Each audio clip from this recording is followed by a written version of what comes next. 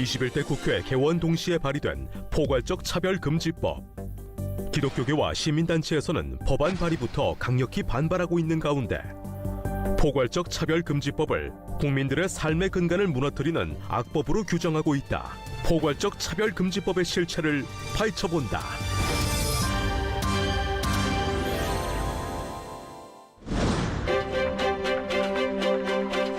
여러분 안녕하십니까? 21대 국회가 시작됨과 동시에 여기저기서 거론되고 있는 문제가 바로 포괄적 차별금지법 제정에 관한 겁니다. 기독교계 내에서 차별금지법 문제가 다뤄진 건 매우 오래전부터라서 왜 매번 이 문제만 가지고 그러냐 생각하는 분들도 분명히 계실 겁니다.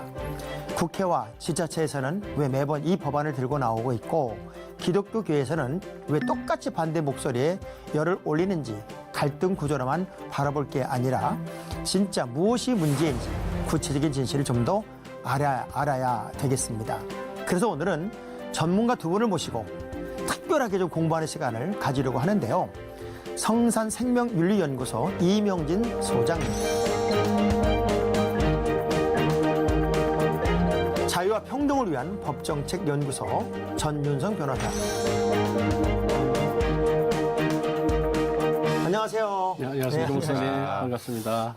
오늘은 이 제목, 이 주제가 우리 기독교인들에게 있어서는 굉장히 좀 의미 있는 시간이 될 거라는 생각이 들고 또 이렇게 전문가 두 분을 모셨으니까 두 분을 통해서 제대로 좀 우리 크리스찬들이 또 이 방송을 보는 분들이 정보 전달 또 지식을 좀 가졌으면 좋겠다는 생각이 들면서 두 분을 뵈니까 좀 설레임도 있고 또 기대감도 있습니다. 네, 감사합니다. 두 분은 그동안 기독교적 가치를 지켜내는 데 있어서 최일선의 노력을 하셨습니다. 그런데 이제 어떤 분들이 도대체 이 프로그램에 나오셨는지 궁금할 것 같으니까 우리 두 분의 자기 일을 좀 소개해 주시면서 이 프로그램을 시작했으면 좋을 것 같아요. 우리 변호사님부터 한번 어떤 일을 하고 계세요? 제가 속해 있는 연구소는요, 이제 혼인과 가족 제도 보호, 또 이제 성윤리 보호 문제, 네. 그리고 또 이제 이런 차별금지법 같은 법과 제도가 바뀜으로 인해서 이 종교의 자유와 표현의 자유가 이제 훼손되는 그러한 부분들을 연구하는 단체입니다. 야, 그러니까 아주 제대로 연구하는 단체가 여기 온 거네요. 그 네, 변호사님이. 그렇습니다. 네. 자, 그럼 소장님은 네. 저는 이제 그 전문가로서 의사입니다. 네. 의사로서 우리 성경적 세계관에 입각한 우리 생명윤리, 그다음에 성윤리를 지키는 활동을 주로 하고 있습니다. 구체적으로 이제 낙태 반대, 생명 존중 운동과 네. 반동성애 운동, 우리 기독교 윤리 운동에 또 이 전문가로서 의사로서의 전문 지식을 이제 이 분야에 기여하면서 네. 같이 활동하고 있습니다. 자, 우리 시청자 여러분 기대해도 좋을 것 같습니다. 우리가 이제 늘 뭐 차별금지법, 포괄적 차별금지법 이런 얘기 들을 때마다 차별이 왜 나고 이런 차원에서만 대부분 이제 단어적 중심에서만 생각을 해서 뭐 기독교 저렇게 반대하고 있어. 그렇게 생각들을 많이 할 것 같은데 도대체 21대 국회가 시작되는 것과 동시에 마치 기다렸다는 듯이 포괄적 차별금지법이 발의가 됐어요. 두 분은 이렇게 발의되는 것에 대해서 어떤 생각을 좀 하고 계신지 오늘 저도요 패널처럼 얘기 좀 하려고 그러거든요. 우리 소장님. 먼저 이제 이런 21대 들어오자마자 이제 포괄적 차별금지법을 정의당이 발의했고, 네. 그다음에 국가인권위원회에서 또 국회의장에게 권고안을 올렸습니다. 네. 미리 예견된 일이긴 하지만은 상당히 좀 무례하고 불쾌하다 이런 생각이 먼저 듭니다. 왜냐하면 뭐 우리가 살아가면서 누구나 가지고 있는 그 참 중요한 가치, 양보할 수 없는 가치가 있습니다. 네네네. 우리 크리스찬에게는 이 기독교 교리라는 것이 우리의 가장 중요한 가치입니다. 우리 기독교의 교리를 우리가 잊어버렸을 때는 우리 신앙인으로서의 그 존재 가치가 없어지지 그럼요. 않습니까? 교리는 어떻게 하면 우리의 생명과 같습니다. 그런데 이런 생명과 같은 교리를 무시하고 또 이것을 없애버려라. 너희들 지키지 못한다 하는 것을 법으로 다스리려고 한다는 것이 상당히 참 무례하지 않는가 이런 생각을 얼핏 해봅니다. 우리가 이제 이 얘기를 들으면 이게 기독교적인 가치에서만 반하기 때문에 이 차별금지법은 안 된다라고 생각하는 경우도 꽤 있어요. 그래서 기독교인들이 좀 자기중심적이다 또는 왜 이렇게 포괄적인 생각을 못하느냐 그렇게 오해하는 경우도 있는데 이건 기독교적인 문제만도 아닌 것 같아요. 변호사님 어떻게 생각하세요? 네, 맞습니다. 이것을 이 포괄적 차별금지법을 반대하는 사람들은 뭐 일부 기독교다 이런 언론 보도가 그것도 보수. 예, 맞습니다. 그런 이제 좀 보도가 많이 되고 있는데 사실 그렇지는 않고요. 네. 지금은 뭐 모든 종교를 초월해서 특히 일반인들도 건전한 상식과 윤리와 양심을 가지신 분들은 이 법의 내용들을 알게 되면은 상당히 이 당혹스러워하시면서 그렇죠. 반대를 하고 있습니다. 네. 또한 이 차별금지법은 단순히 이 종교에만 영향을 미치는 것이 아니라 사회 전 영역, 이 성별 제도와 또 이제 양육권 문제, 또 모든 이 분야에서의 그 변혁을 가져오기 때문에 이 그것을 제대로 알게 되시는 분들은 누구라도 이것에 대해서 문제를 가지게 될 것입니다. 근데 우리나라 지금 차별금지법 있는 거 아시죠? 그죠? 네. 제가 이렇게 적어왔어요. 우리나라 이 차별금지법이 현재 시행 중인 개별적 차별금지법이라고 해서 18개가 다 있네요. 네, 맞습니다. 쭉 있고. 그런데 이분이 포괄적이라는 단어를 썼어요. 예. 거기에 분명히 무슨 의도가 있는 것 같아요. 저도 이 전체 전문을 보면서 굉장히 좀 화가 나기도 했고, 야, 이것들은 아주 웃기네. 왜냐하면 10명이 발의가 됐는데 1명만 국민들이 투표로 찍은 국회의원이에요. 그리고 9명은 비례대표였습니다. 이 비례대표라는 사람들은 국민이 검증한 사람들이 아니에요. 근데 그들이 10명을 모아서 발의했더니 뭐 그것이 마치 하나의 큰 이슈가 된 것처럼 포괄적 차별금지법을 하나의 큰 주제를 올려놓고 이걸 뭐 받아들이냐 받아들이지 않냐 문제를 가지고 시비를 걸기 시작하는데 이건 기독교만의 문제가 아닌 것 같아요. 그럼 포괄적 차별금지법의 어떤 의미, 의도성 소장님 예. 분명히 알고 계시죠? 예, 이 포괄적 차별금지법 왜 갑자기 들어오냐? 특히나 정치권이 왜 이렇게 혈안이 됐느냐? 네. 그 이면에 있는 그 의미를 한번 살펴봐야 됩니다. 네, 네. 누가 이것을 먼저 주장하고 또 이끌고 가고 있는지 그 단체와 면면을 한번 살펴봐야 됩니다. 네. 가장 중요한 것은요, 이 법의 최대 수혜자는 누구냐? 일단의 어떤 정치 집단입니다. 정치 그래요? 집단 예, 누구냐? 그렇죠. 국가인권위원회입니다. 국가인권위원회 할 일은 국가의 우리 국민들의 인권을 보호한다는 그렇죠. 그 명목하에 세워진 그런 단체예요. 그런데 이 단체가 이제 권력을 지겠다는 겁니다. 권력을 지겠다. 그래서 내가 조서도 하고 또 너희들에게 벌도 주겠다. 그래서 지금도 완장을 좀 차고 있어요. 그런데 그 완장을 완전히 강력한 무기를 가지고 국민을 통제하겠다. 너희들 종교도 통제하겠다. 너희들 교육도 통제하겠다. 너희들의 모든 사상과 생각과 모든 생활을 내가 다 통제하겠다. 너희들은 내 말을 따라라. 이런 뜻이 담긴 겁니다. 근데 그 국가인권위원회도 그렇지만 이걸 계속해서 이제 이 아시아에서 우리 당은 대만에 이어서 동성애를 아주 인정하는 나라를 만들겠다라고 막 외쳤던 당도 있단 말이에요. 그죠? 이제 그런 당의 사람들이 이걸 만들어서 포괄이라는 단어를 포괄이라는 게 엄청난 위험 요소가 있는 거예요. 그 포괄이라는 단어의 의미를 변호사님 한번 설명 좀 해주세요. 포괄. 그 이제 많은 분들이 포괄적 차별금지법이 뭐냐라는 질문을 하시는데요. 이 포괄이라는 말은 쉽게 말씀드리면은 이 차별금지법에 있는 차별금지 사유가 수십 가지인데요. 그 법에 적혀 있는 것뿐만 아니라 등이란 말을 씁니다. 거기에 적혀 있지 않는 것도 모든 이제 차별을 다 금지한다. 이런 의미에서 포괄인데요. 이제 그 포괄적 차별금지법에서는 우리가 흔히 생각하는 성별, 또 뭐 종교, 사회적 신분 이러한 이제 정당한 차별금지 사유뿐만 아니라 이 동성애가 차별금지 사유로 들어가 있고요. 그렇죠. 그다음에 또 이제 트랜스젠더리즘, 성별 정체성이라고 하는 것이 들어가 있습니다. 그렇기 때문에 차별금지 사유가 될 수 없는 사유까지도 넣기 위해서 이제 포괄적 차별금지법을 만들려는 건데요. 그럼 이제 우리나라에는 다른 차별금지법은 없느냐? 그렇지가 않습니다.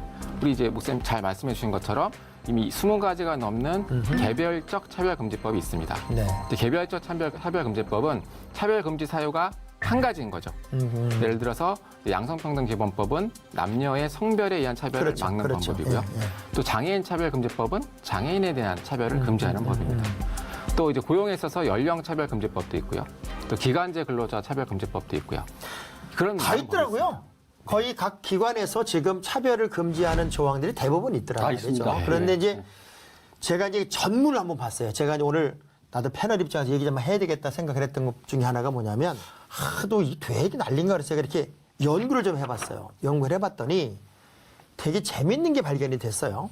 그 포괄적 차별금지법을 발의한 이 사람들의 의도성을 보니까 가장 첫 번째 그 제정 이유를 이렇게 국가위원회 법의 차별 분야에 대한 특별적인 성격에 비추어 이 법에 금지되는 차별 사유를 쭉 설명하면서 맨 마지막에 차별의 의미와 판단 기준을 명확히 하고자 한다.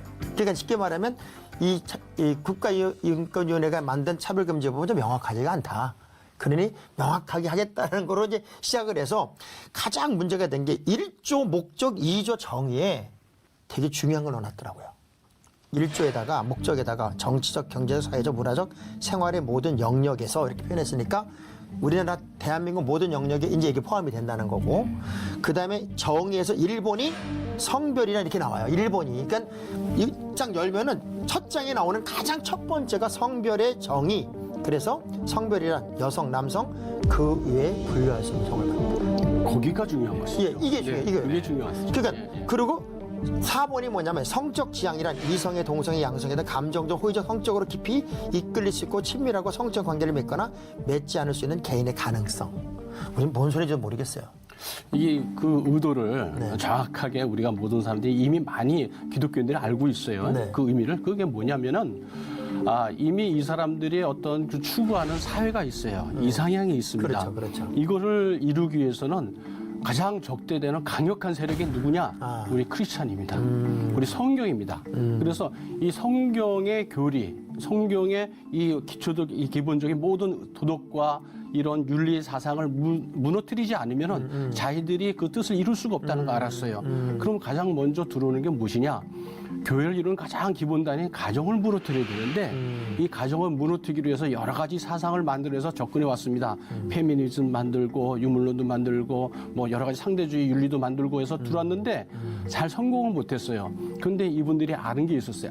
바로 성 문제를 가지고 들어오면은 가정이 무너진다는 걸 알았습니다. 그래서 이 성윤리를 이게 무너뜨리게 되면은 가정이 무너진다는 걸 알았습니다. 가정이 무너뜨리는 가장 기본적인 뭐냐면 남녀의 성입니다. 아빠와 엄마. 아빠는 남성, 엄마는 여성입니다. 이 개념을 무너뜨리게 되면은 가정이 무너져 버립니다. 그렇죠. 이렇게 되면은 가정이 무너지고 교회가 무너진다는 것을 이 사람들은 서구에서 또 유럽에서 이미 그 정가를 올렸어요. 올렸기 때문에 우리나라도 같은 방법을 이제 취하고 있는 겁니다. 바로 그 문구는 그런 부분을 갖다 들어오기 위한 그러니까 아주 제가 위험한 부분이죠. 이 부분에서 되게 깜짝 놀랐던 부분이 뭐냐면 145번이에요. 거기에 이제 뭐 연령, 장애인 차별, 그건 있어요. 이미 연령별 차별, 장애인 차별 금지 뭐 있으니까 1, 2, 3, 4, 5니까 2, 3번은 이미 차별금지법이 있어요. 근데 1, 4, 5니까 5번이 뭐냐면 성별 정체성이란 자신의 성별에 관한 인식 혹은 표현을 말하며 자신이 인지하는 성과 타인이 인지하는 성이 일치하지 않거나 불일치하는 성을 포함한다. 상황을 포함한다. 그러니까 성적인 모든 거를 다 열어놓고 이 성별 조항이 제가 이제 여기다 이제 파란 걸로 쭉 썼는데 모든 법에 성별은 다. 근데 성별의 개념이 남자 여자가 아니잖아요. 그러면 대한민국이 움직이는 모든 문화, 일터 다 포함해서 어찌 보면 막말로 표현하면 성소수자들의 세상, 또 게이들의 세상. 특권법이죠. 네, 이 사람들을 위한 특권법을 만들어서 비판도 하지 마라, 차별도 하지 마라, 그리고 얘기도 하지 마라. 모든 일반인들의 재갈을 울리는 법을 쾌하게 놓은 거더라고요. 네. 맞죠? 네, 맞습니다. 제가 제대로 봤어요? 네, 정확하게 지적을 해주셨는데요. 네. 이 차별금지법을 제정해야 된다라고 주장하시는 분들은 이렇게 설명을 합니다. 그냥 사회적 약자들을 위한 소극적인 권리 구제를 위한 법이다라고 홍보를 하시는데요. 네. 그것이 아닙니다. 이 법의 목표가 무엇인지를 분명히 그럼요. 인식을 하셔야 네. 되는데요. 이 동성애 차별금지법이 만들어지면 일단은 그 동성 혼이 합법화가 되게 됩니다. 그렇죠. 그리고 또 아니면은 동성 간의 이 커플을 어떤 시민결합제도 같은 그런 결혼과 유사한 걸로 보호해주는 그런 법이 만들어지고요. 그 다음에는 이제 혼인제도가 없어집니다. 그래서 이제 중혼, 난혼, 자폰 이런 체제로 가는 것이 바로 이 차별금지법의 목표다. 이렇게 이해를 해주셔야 되고요. 또 이 트랜스젠더리즘 차별금지법도 마찬가지입니다. 이 차별금지법이 들어오게 되면은 그 다음에 어떤 것이 일어나냐면요. 성전환 수술 없이 성별을 바꾸게 됩니다. 그것이 제도화되게 되고요. 그 다음에 어떤 일이 일어나면은 이제 성별 결정 기준이 바뀝니다. 지금 이제 성염색체와 또 생식기를 통한 생물학적 성 요소를 가지고 결정을 하는데요. 이제 그게 아니라 내가 결정하는 성이 성별이 되는 거죠. 그러니까 그게 여기 표현하는 이 사람들이 말한 거대로 그의 분류할 수 없는 성. 맞습니다. 저는 이걸 보고요. 맞습니다. 그죠? 예. 무슨 뭐 아레버 광전에 알 수 없는 신에게 저를 뭐 얘기했다는 얘기를 그게 떠오르는데 알 수 없는 성이라는 게 뭐예요? 도대체 알 수 없는 성이라는 게. 이 알 수 없는 성이라는 건 이건 있을 수가 없는 것이고요. 그러니까. 뭐 하나님이 우리 모든 사람은 남자는 XY, 여자는 XX의 염색체를 이제 주셨어요. 우리 모든 세포와 아무거나 띄워도 그 안에는 다 성염색체가 있습니다. 아무리 호르몬 치료를 하고 뭐 성기 수술을 하더라도 성염색체를 바꿀 수가 없습니다. 그러니까요. 이 상조 질서를 어긋날 수가 없는 거거든요. 저도 이제 얼마 전에 손주를 봤거든요. 예. 근데 제일 먼저 궁금해서 물어보는 게 뭐냐면 교인들이 목사님 아들이에요, 딸이에요 이걸 물어보더라고요. 근데 이제 제가 그렇게 뭘 탈 것 같아요. 앞으로 대답은 이번에 아들 낳았는데 걔가 아들로 태어났는데 앞으로 아들로 살지 딸로 살지 중성으로 살지 잘 모르겠네요. 이렇게 대답해야 되는 게 이제 이 법 아니에요? 이제 이게 너무 황당한 법이죠. 예. 그러니까 이 사람들이 이제 이걸 하려면은 이제 헌법이 바뀌지 않으면 우리나라 헌법에서는요. 네. 양성이 이제 기초로 된 헌법입니다. 그렇죠. 그래서 이게 들어올 수 없는 건 위헌의 소지가 있는 거예요. 그러다 보니까 벌써 3년 전에 그걸 모르고 이제 그 일부 이런 것이 다 그냥 좋은 건 줄 알고 헌법 개정까지 하려고 그랬었어요. 그다음에 무산이 됐죠. 근데 그 다음에 들어온 게 뭐냐면 학생 인권 조례, 그다음에 각 성평등 인권 조례 해가지고 지금 만 개 들어와 있어요. 그래서 이미 많은 부분이 헌법이 안 되니까 다른 인권 조례나 이런 것이 들어와 있는데 이번에는 이제 또 권력을 쥔 이런 분들이 이제 이참이다. 정말 요거가 찬스다 해가지고 이제 강력하게 밀어붙이고 있는 겁니다. 이런 것들이 이제 일어났을 때 가장 이제 쉽게 다가올 수 있는 게 화장실이에요, 화장실. 여러분들 오바마 대통령 다 아시잖아요. 오바마 대통령 그 유명한 화장실 사건. 오바마 대통령이 이제 행정명령으로 남자, 여자 같이 쓸 수 있는 중립 화장실을 만들려고 그랬어요. 그랬더니 막 미국에서 난리가 났죠. 왜냐면 남성이 난 여자야. 그러면서 여자 화장실을 들어오고 탈의실을 들어온 거예요. 네. 그럼 어떻게 되겠습니까? 그럼 뭐 여성들이 얼마나 놀라겠어요. 그래서 지금 난리가 났는데 이제 소송이 걸렸어요. 누가 이겼겠습니까, 목사님? 나는 여자라고 들어온 남성이 이겼어요. 그게 이제 분류할 수 없는 성이죠. 예, 네. 맞습니다. 이제, 그러니까 이게 마음의 성, 생각의 성. 네. 그것도 이제 인정해달라는. 예. 네, 본인의 생물학적인 성별이 있음에도 불구하고 나는 그거와 반대되는 성을 인식할 경우에는 이제 그거를 법적으로 보장해주고 인정해주는 것이 차별금지법이고요. 지금 우리 소장님 말씀해주신 대로 그런 차별금지법이 만들어진 해외에서는 그 법이 존재하기 때문에 이제 소송을 하면은 이제 트랜스젠더가 승소하는 이제 그런 일들이 발생을 하고 있습니다. 근데 여성이기 때문에 우리 여성의 안전권 중요하지 않습니까? 또 프라이버시권이 있는데 이렇게 그 남성임에도 불구하고 스스로를 여성으로 인식하는 학생이나 그런 사람들이 여성 화장실, 여성 탈의실을 이용해도 이제는 법으로 보호를 해주게 되는 겁니다. 이 차별이라는 거에 대해서 이걸 이제 포괄적 차별금지법을 만들자 주장한 사람들, 특히나 인권위원회의 그런 이중성에 대해서 이번 이제 시간을 통해서 우리 시청자분들이 분명히 좀 아셨으면 좋은 부분이 있어서 이제 말씀드립니다. 저는 이제 그 생명운동, 낙태 반대 운동을 역시 같이 하고 있는데요. 여러분 그 이제 장애인과 이제 건강한 사람 그 둘 중에 누가 그 약자입니까? 장애인이 약자 아니겠습니까? 그렇죠. 그래서 장애인 보호법이 이제 지금 들어와 있습니다. 차별금지법이. 네. 그렇다면 태중에 있는 장애 아이를 죽여도 되는 겁니까? 장애인은 차별해서 고용이나 어떤 불이익을 주면 안 된다, 벌을 준다고 하면서 배 안에 있는 장애를 갖고 있는 아이를 고쳐서 아이가 정상적인 삶을 누릴 수 있도록 도와주는 것이 우리 인간이 할 일이지 그를 죽이라고 허용하라고 장애로 판정이 되면 네, 아이가 그게 국가인권에서 낙태를 찬성한 이유 중에 하나입니다. 만일 포괄적 차별금지법이 발의가 돼서 목적대로 간다 그러면 1조 목적이에요. 1조 목적대로 간다 그러면 이 법은 정치적, 경제적, 사회적, 문화적, 교육적. 생활의 예. 모든 영역에 모든 영역. 그러면 모든 영역이니까 이 사람이 살 수 있는 모든 영역 속에서 절대적으로 말 한마디 못하는 환경이 되는 게 이제 성소수자들, 트랜스젠더, 동성애자들 이들을 보호하기 위해서 나머지 사람들은 입을 다물어야 되는 그런 환경이 돼버렸더라고요. 실은 그분들도 정치적으로 이용당할 뿐입니다. 종국에 가서는 그분들을 보호할 것 같죠? 그렇지 않습니다. 지금 정치적으로 이걸 이용하는 정치 세력이 그거를 이용할 뿐이지 그분들은 그냥 이용당하는 분들일 뿐입니다. 이거 안 지키면 벌 안 준다고 정의당에 뭐 이번에 그 발의한 사람이 이거는 무슨 뭐 벌 주기 위한 그 거짓말이죠. 법이 아니다. 벌 주기 위한 법이 아니고 뭐 차별 없는 세상. 그러니까는 내용은 자꾸 차별 없는 세상, 모두가 평등한 세상. 그래서 뭐 이 포괄적 차별금지법이 뭐 좀 혐오스럽다 그러니까 평등법으로 바꾸겠다 이렇게 할 만큼 교묘하게 물타기도 하잖아요. 네. 벌 안 줘요? 아닙니다. 지금 이제 현행 국가인권위법에는 이제 동성애 차별 금지가 들어 있지요. 근데 이 국가인권위법은 시정 권고의 효력밖에 없습니다. 네. 그러니까 실제로 처벌하거나 뭐 벌금을 내리지 않는다는 거죠. 그렇기 때문에 이 포괄적 차별금지법을 제정하려는 겁니다. 그러니까 차별금지법의 핵심은 처벌, 민형사상의 처벌, 또 행정상의 법적 제재다 이렇게 이해를 하셔야 되는 거고요. 이제는 이행 강제금이 들어옵니다. 이제 국가인권위원회가 차별 사건을 조사해서 시정하라고 했는데 그 시정 명령을 위반하면은 3천만 원 이하의 이행 강제금이 이제 부과되는 거고요. 그래도 이행을 안 하면은 또 부과할 수가 있습니다. 계속. 네, 계속할 수가 있습니다. 뿐만 아니라 이제 징벌적 손해배상이라고 해서요. 이게 아주 또 위헌적인 소지가 많은데요. 일반 손해액보다 2배에서 5배까지의 손해액을 법원이 부과할 수가 있습니다. 그러니까 경제적인 파탄에 이르게 하는 것이고요. 어떻게 보면 신용불량자가 되는 것이기 때문에 형사처벌보다도 더 위험한 것이 바로 이것이고요. 또 형사처벌 조항도 들어있습니다. 이 장혜원 의원 안을 보면은 이제 그 불이조치라고 해서 이제 어떤 성경적인 진리를 지키기 위해서 교회가 그것에 대해서 어떤 징계권을 활용하는 경우 또는 기독교 대학에서 학칙을 위반한 학생에게 징계하는 경우면 이제 1년 이하 1천만 원 이하의 형사처벌을 받을 수 있게 되는 것이죠.